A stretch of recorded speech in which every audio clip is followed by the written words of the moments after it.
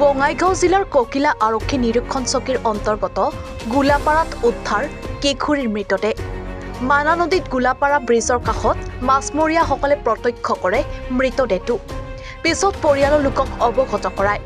পৰিয়ালৰ লোকে জানিব দিয়া মতে কিশোৰীগৰাকী মানসিক বিকাৰগ্ৰস্ত আছিল। আজি পুৱাৰ ভাগৰ পৰা বিচাৰি পোৱা নাছিল কৈতৰী খাতুন নামৰ কিশোৰীগৰাকীক। পানীত পৰি মৃত্যুক আঁকোৱালি লোৱা বুলি পৰিয়ালৰ লোকে সন্দেহ কৰে বুলি সাংবাদিকৰ আগত প্ৰকাশ কৰে। ইতিমধ্যে ককিলা আৰক্ষী নিৰীক্ষণ চকীৰ ভাৰপ্ৰাপ্ত বিষয়াসহ এটি আৰক্ষীৰ দলে ঘটনাস্থলী পৰিদৰ্শন কৰি আছে। মৃত্যু হোৱা কিশোৰীগৰাকী গোলাপাৰাৰ ৩য় খণ্ড গাঁৱৰ আছিল। হয়, মৃত্যুটো যেটো মৃত্যুবৰণ কৰিছে হে মোৰ মাহীয়া সম্পৰ্কীয় হয়। হে আজি ৰাতিপুৱাৰ পৰা নিৰ্দোষ হৈ আছিল। তে আমি এতিয়া শুনা পালোঁ যে হে পানীত পৰি মৰিছে, মৃত্যুবৰণ কৰিছে। তে আমি আহি পালোঁ, আহি দেখিলোঁ সি মৃত্যুবৰণ কৰিছে। গতিকে আমাৰ এনেকুৱা মানুহ আছিল, সি বেকাৰগ্ৰস্ত মানুহ আছিলে। আমাৰ কোনো সন্দেহ নাই, অভিযোগ নাই।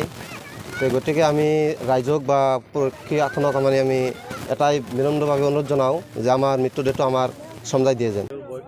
বয়স আনুমানিক 15-16 বছৰ হ'ব। এই গোলাপাৰা ৩য় খণ্ড গাঁৱৰ ছোৱালী আছে।